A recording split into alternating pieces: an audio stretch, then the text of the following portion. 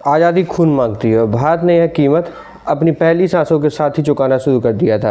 अक्टूबर 1947 पाकिस्तान ने कश्मीर पर पहला हमला कर दिया। कश्मीर सेना के जवानों को सीधे श्रीनगर एयरलिफ्ट किया गया, लेकिन पहाड़ सिर्फ गोलियों से नहीं जीते जाते, उन्हें जीतने के लिए चाहिए होती है रफ्तार। रसद हथियारों जवानों की चोटियों तक पहुंचाने के लिए भारतीय सेना को सख्त ज़रूरत थी 4 व्हीलर ड्राइव की, मिलिट्री जीपों की 2000 जीपें जो युद्ध का रुख पलट सकती थी। नमस्कार, मेरा नाम है राहुल, आप देख रहे हैं द इंडियन नरेटर। कहानी शुरू होती है एक ऐसे घोटाले की। दिल्ली के साउथ ब्लॉक में खतरे की घंटियां बजी। भारत में उस वक्त जीपें नहीं बनती थी।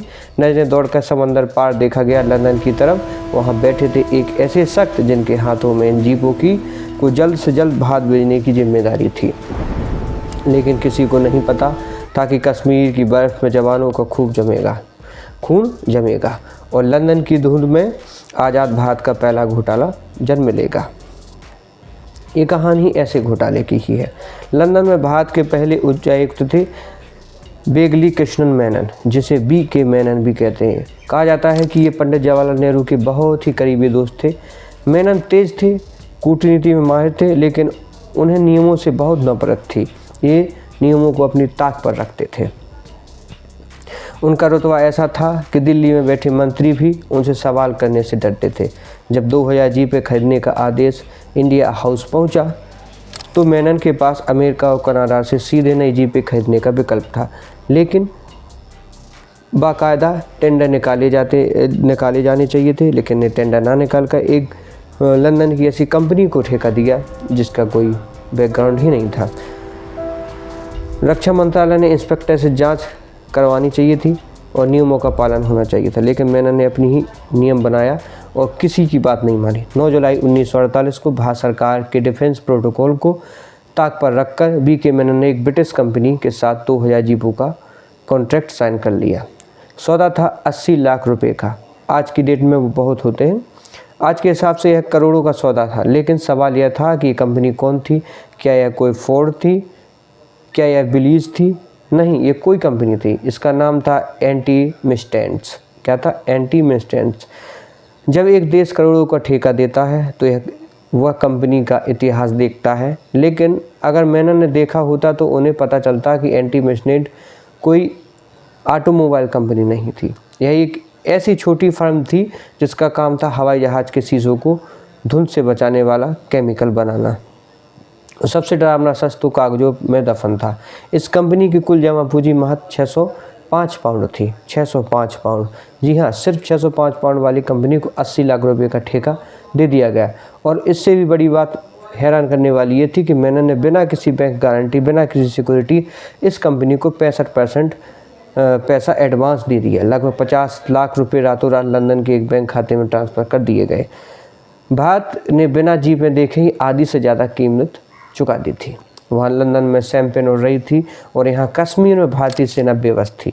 सेना बार बार दिल्ली को संदेश भेज रही थी, जीपें कहाँ हैं? दिल्ली इंडिया हाउस को तार भेज रही थी, शिपमेंट कब निकलेगा? मेनन को भी एहसास होने लगा कि कुछ गलत हो गया। एंटी-मिस्टेंट कंपनी डिलीवरी की तारीखें आगे बढ़ाती जा रही थी। महीनों गुजर गए। 1948 ख़त्म हो गया। युद्ध के मोर्चे पर जो जीपें पहुँचनी थी वो अब लंदन के किसी वेयर हाउस में बन ही नहीं रही थी। एडवांस पैसा देने के बाद भारत सरकार के हाथ पूरी तरह से बंध चुके थे। आखिरकार मार्च 1949 में एक जहाज़ भारत पहुंचा। रक्षा मंत्रालय के अधिकारियों ने राहत की सांस ली, लेकिन जब जहाज़ के कार्गो के बे के दरवाजे खुले तो सन्नाटा सा छा गया। 2000 जीपों के सौदे में सिर्फ 155 जीपें बहुत पहुंची थी, और वो जीपें नहीं थीं। बे द्वितीय युद्ध का इस्तेमाल किया हुआ, रिपेंट किया हुआ कबाड़ था। रक्षा मंत्रालय के इंस्पेक्टर्स ने जब उनका मुआयना किया तो उनके होश उड़ गए। उनमें से एक भी जीप स्टार्ट नहीं हो रही थी। किसी का स्पार्क प्लग गायब था, किसी का गियर बॉक्स टूटा था, पहिए इतने घिसे हुए थे कि समतल सड़क पर भी नहीं चल सकती थी। पहाड़ तो दूर की बात है। सेना ने तुरंत रिपोर्ट भेजी, यह 100% कबाड़ है, और इन जीपों को रिसीव करने से साफ इनकार कर दिया। जब कबाड़ जीपों की खबर लंदन पहुंची तो मेनन ने एंटी-मिस्टेंट से संपर्क किया। फ़ोन किसी ने नहीं उठाया। ऑफिस खाली था, वो भी 605 बॉन्ड वाली कंपनी को 50 लाख रुपए लेकर हवा में गायब हो चुकी थी। भारत के साथ सरेआम ठगी हुई। अब मेनन पर दिल्ली का दबाव था। इस भयावह गलती पर पर्दा डालने के लिए उन्होंने एक और जानलेवा कदम उठाया। उन्होंने एक नई कंपनी SCK एजेंसीज को खोजा। शायद रखी कि यह नई कंपनी पुरानी कंपनी का नुकसान भरेगी और हर महीने 65 जीपे देगी, लेकिन यह दूसरी कंपनी थी, उसी गिरोह का हिस्सा निकली। अगले 2 सालों में SCK सिर्फ 49 जीपे भेजी, कॉन्ट्रैक्ट तोड़ दिया। भारत का पूरा 80 लाख रुपया डूब चुका था। स्वतंत्र भारत की नई संसद में भूचाल आ गया। यह आज़ाद भारत का पहला भ्रष्टाचार का मामला था। पूरा विपक्ष सरकार से टूट पड़ा। सिर्फ पैसों का मामला नहीं, सुरक्षा के साथ खिलवाड़ हुई। अनंत अंगियान की अध्यक्षता में कमेटी गठित हुई। 1991 में अंगियार कमेटी ने रिपोर्ट दी। कहा कि कृष्णन मेनन ने अपनी सीमाएं लांघी, देश को आर्थिक नुकसान पहुंचाया। पब्लिक अकाउंट्स कमेटी ने मांग की कि इस पूरे मामले की जांच सुप्रीम कोर्ट के जजों की एक हाई लेवल कमेटी से कराई जाए, लेकिन लग रहा था कि भ्रष्टाचार के खिलाफ भारत अपनी पहली जंग जीत जाएगा। ऐसा नहीं हुआ। मेनन को जेल जाना तय माना जा रहा था, लेकिन तभी सत्ता में अपना असली रूप दिखाना शुरू कर दिया। राजनीति के क्षेत्र में न्याय ऐसी दब जाता है। पंडित नेहरू ने सरकार में रहते हुए BP मेनन को माफ़ कर दिया और 30 सितंबर 1955 को वो तारीख आई जो हमेशा माथे पर छप गई। गोविंद बल्लभ पंत ने भरे में ऐलान साथ किया कि कोई फ़ायदा नहीं है, एक केस को क्लोज कर देते हैं। इसे लोहे की अलमारी में बंद कर दिया गया। इंसाफ की हत्या हो चुकी थी। जिस इंसान ने युद्ध के समय सेना को कौड़ भेजा, उसको कोई कार्रवाई नहीं हुई।